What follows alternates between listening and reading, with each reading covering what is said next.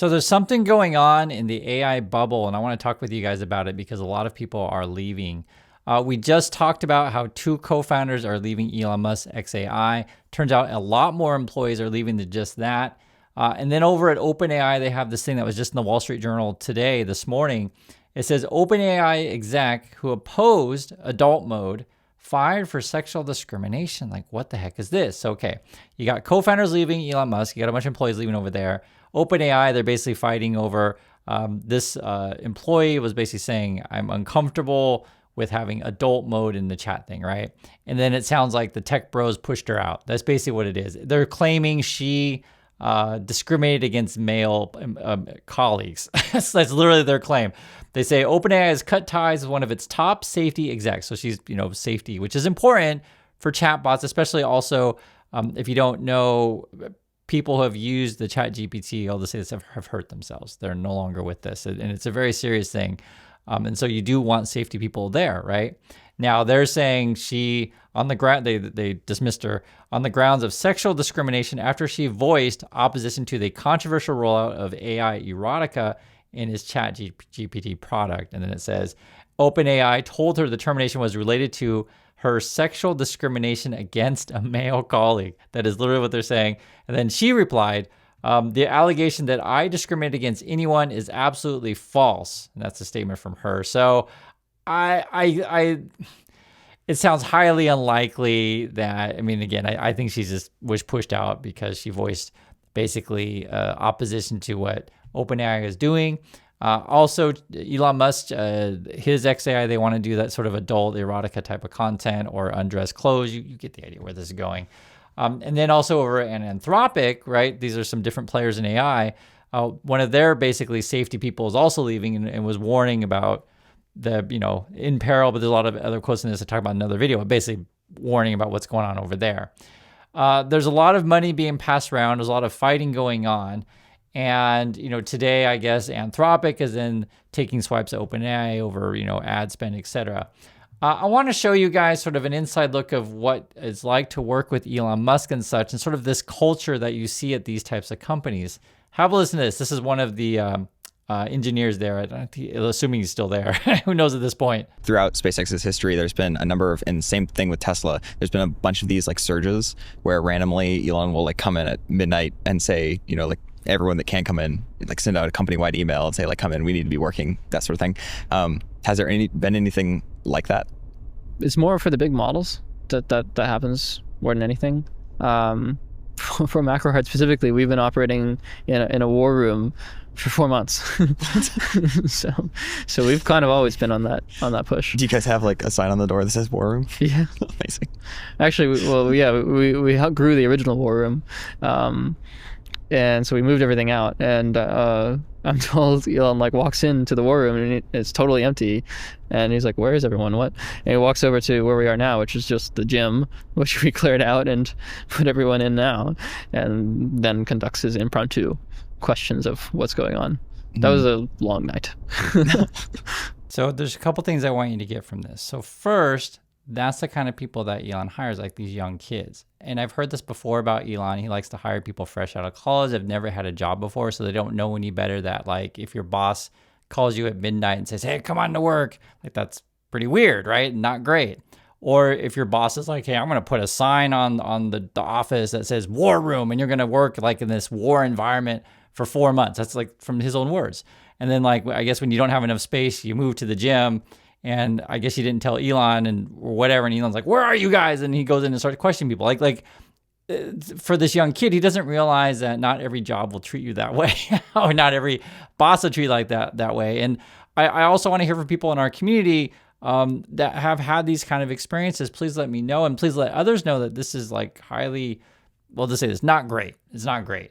Listen to some more of how, and this is what Elon's retweeting. He wants people to know how his management style is. Tell me, what's it been like now, a year in, working for Elon? What's that like? Obviously, we've all read the stories, the Walter Isaacson book. We know the intensity he brings, the passion he brings, but tell us what it's really like.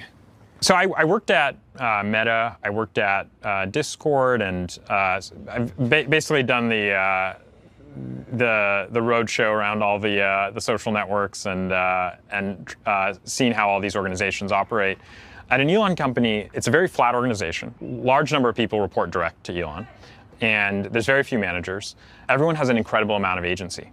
We come up with an idea, we build it in a week, and it's out. You know, at Facebook, things would take months to get approvals, even after engineering was done. But working with Elon, I've never seen an executive with his amount of responsibility that is that deep in the weeds. He cares a lot. He does weekly reviews, basically with every engineer at the company. Wow. And you just go around with, you have 1 or 2 slides, you present what you got done that week. He gives feedback. The amount of context switching that he has to do. And you just heard Elon's management style. I've heard this before from other people, so this isn't like necessarily new. But for people who've never heard these things, this is how he does it. It's the same way that when he was at Doge, he wanted every federal employee to like write an email, tell me 5 things that you did this week, and if you don't, you're fired, kind of stuff. Like, it's not a great manager. It should be obvious. And he's kind of the guy who moves fast, break things. He wants to delete things first, right? That's sort of his thing. And then just, you know, if it doesn't work, oh, whatever, right? It doesn't matter to him. And the difference, say, at Facebook, how this guy was describing how it's much slower, like, you are worried about concern, like about people's safety or whatever. And this is also fits into where if Elon's chatbot is basically undressing people without their consent, undressing children, these kind of things, like this is where it emanates from. Like, it's all from Elon. Rooting for each other. People are willing to like help you out and answer your questions. So, which is good because we don't like write a lot of docs. We write things. We do things too fast to write docs. Really. Actually, we're trying to figure out some systems on my team to like automatically generate docs as we like build stuff. And with Grok, which is cool that we have unlimited access to very smart AI because then we can try a bunch of stupid things, see if it works, which otherwise, you know, at a startup would cost you maybe like $100K or $1 million in credits or whatever, but we do it for free. So experimentation, like failure, you can fail on a lot of things, and it's a lot more things than you otherwise would. And as a result, more experiments are tried, more succeed. And that's how he describes it. That's just his point of view. Like, he says, oh, we break a lot of things, but we do succeed, which, sure, I'm sure they get some things to work there. But I just want you to hear it for yourself, how he talks. I don't know how old this guy is, but it comes across as a kid to me. And that's the kind of people that Elon hire. And then you have to also remember, Elon actually doesn't understand a lot of stuff that's going on. He just hires a bunch of people and then tells them, I want it to be better. I want it to be faster, right? This kind of stuff. Why are they beating us, right? He doesn't actually know these things. And if you don't know, there was a time when one of the engineers called him out on a call, and Elon was like, you know, saying, hey, we have to destroy everything and, you know, just make it better, whatever. And the engineer was like, okay, so tell us how we do that, Elon. Break it down. And Elon got really, really angry. And of features as high as possible. Yes. I mean, I think, frankly, if you want to have a really high velocity of features, I think we'll just need to do a total rewrite of the whole thing. Wait, seriously, a total rewrite. That's your prediction for velocity. Yeah. Well, when you say a total rewrite, do you mean starting with the skeleton, or a bunch of engineers sit down with a whiteboard and say, what is Twitter? Revolution or reform? I mean, I just mean like literally, like there's like you could either try to amend the crazy stack that exists, or rewrite it. But when you say crazy stack, what do you mean? Like, break it down. Have you seen George's like diagram? No. I mean, like, what do you mean by crazy? No, seriously. Come on, buddy. Come on. Who are you? What do you mean? Who am I? I don't know. You gave me. I got no. I didn't give you. Whoa! I'm doing the mic, and let's keep it civil in my space. I mean, yeah. Like what? No, man. You're in charge of the servers and the programming, whatever. Like, what is the stack? Elon? Keep things technical in my space, please. Take me from top to bottom. What does the stack look like right now? What's so crazy about it? What's so abnormal about this stack versus every other large-scale system on the planet, buddy? Come on, give it to me. All right. So first off, amazing. Wow, you're a Okay. All right, no. I got no credibility here, buddy. I got Okay. no idea Hey, what I'm let's talking about. keep First let's off, keep the peace. let's Like, why keep my get into space civil. arguments here? You know. You know, when you tell people like, hey, start from scratch or whatever, and it's just like, it's not that simple just to completely rebuild, you know, code, Elon gets really, really upset. And I understand from a worker's point of view is like, dude, you don't even know what you're talking about kind of stuff. And that's why then Elon prefers these young kids. You can see it in their interviews. Now, someone in our community made a joke regarding Elon's style. They say, I can imagine meetings at XAI looking like Musk.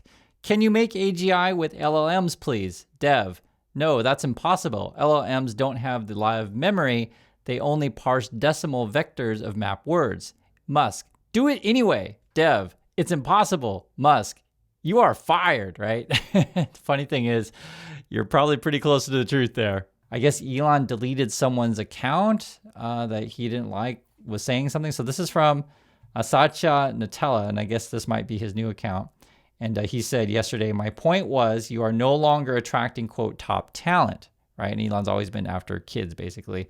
Everyone knows that the best AI researchers are not at XAI. Top talent need honorable vision and not, quote, be a soldier in my empire. Let's make Artard Grok and be edgy in Twitter. Elon Musk replied, there are very few regretted departures, and we are accelerating faster than any other AI organization on Earth, despite being a much smaller team. And then I guess this person's account got deleted, and that's like the new account. I was looking through this stuff that looks like a lot of people are leaving. This is Hong Gao. He's leaving. I left XAI today. It was truly rewarding to contribute to Grok Imagine Video, right? And then Jie-Chen Lee was saying goodbye, you'll be missed. And I got to mention this. I think it should be obvious to anyone. It looks like the vast majority of the workforce at XAI is Asian, be it Asian American or from another country. And it's hard to tell which, because sometimes it can be either or. Just a quick tip, if you ever want to figure it out very simply, figure out where someone's undergrad is. If the undergrad is in USA, high chance it's American, or just higher chance. If the undergrad's in another country, higher chance it's another country. And that's usually how you can figure it out. And then a lot of these people, it looks like they come from like, Berkeley, Stanford, UCSB, these kind of places. For those in tech world, you guys know what I'm talking about. It's nothing shocking here. But for people who've never really thought about this stuff or been in this world, it might be like, oh my God, I can't believe they're all Asian. It happens. And also in this world that you may or may not know, a lot of the finance, the money guys, like the tech bros, whatever, that's who gets the funding. So Elon won't get the funding, and it just is what it is, right? I write my book about this stuff. You can go on and on about that issue, but I'll just say this: there is definitely discrimination in USA. Now, maybe it's better today than when I was younger, but I'll just it's been a thing for a while where certain groups will fund other certain groups. And it's much harder if you're not in the in group, right? But because I noticed it's like, dang, it's like all your employees Asian. Like, this is Grace Lee, right? Another Asian name. I left XAI as part of the founding of Macro Hard. Working in the war room since day one was a high velocity chapter I won't soon forget. I am grateful for the opportunity to build alongside exceptional team. And then this person mentions Yuhai AI, and then Jimmy Bai, who also left as one of the co-founders. I think those are both co-founders. The late night grinds over the past few months shipping Frontier agents were incredible. Capstone to a decade spent building the tech tree. Okay, and I guess they're leaving. Then this is Yuhai. That's one of the co-founders is leaving. Then Jimmy Ba, that was one of the co-founders that's leaving. This is someone saying goodbye. So this is an employee still there. Also, an Asian name, He Sheng Hu. You'll be missed, Hong. All the best for the next adventure. It's just really interesting to see all these different types of names. So I saw the recent thing in the Financial Times was basically saying Elon's upset that they're behind. I left XAI building something new with others that left XAI. We're hiring. So I guess they're starting a new company or something like that. This is another person. This is not XAI, but just someone making a comment. I think they would do something else. XAI just got acquired by SpaceX. If XAI was close to AGI, this would be the opportunity of a lifetime. It would literally be the worst time imaginable to leave. What did Tony see? The scaling laws plateauing? ? Now, someone brought up a really interesting point that may or may not be true. right? You never know for sure, but there's certainly a possibility of this one. Alex writes, what is going on at XAI? MS then responds, XAI is wholly owned now by SpaceX, but does ITAR now apply to its holdings like XAI? And that relates to if you're working on sensitive stuff, be it rockets, space program, whatever, maybe you can only hire either green card holders or U.S. citizens. That's certainly a possibility. It could be. So I don't know the visa status of all the people left, and that's why I mentioned the Asia thing, because it matters, right? It matters when you're talking about hiring people here. I'd like to hear from anyone. When we go through this stuff, what do you think about Elon's management style? Your experience in the tech industry, is everyone like Elon? Is Elon the outlier? And overall thoughts on this stuff. I think we're probably going to hear of more resignations. I mean, I've just been seeing it. It's crazy. It's even worse than I thought. And if you don't have anyone working there, like, you don't have anything, right? I guess Elon, from his point of view, maybe he's in his K-hole thinking that the chatbots are going to write up all the code and solve all the problems, and you don't need anybody anymore. Maybe that's his point of view. Who knows? Because now all they seem to be hiring is legal and people who are like video, like fake video creators, basically. So that's what's going on. And please share your thoughts, and I'll catch you on the next video.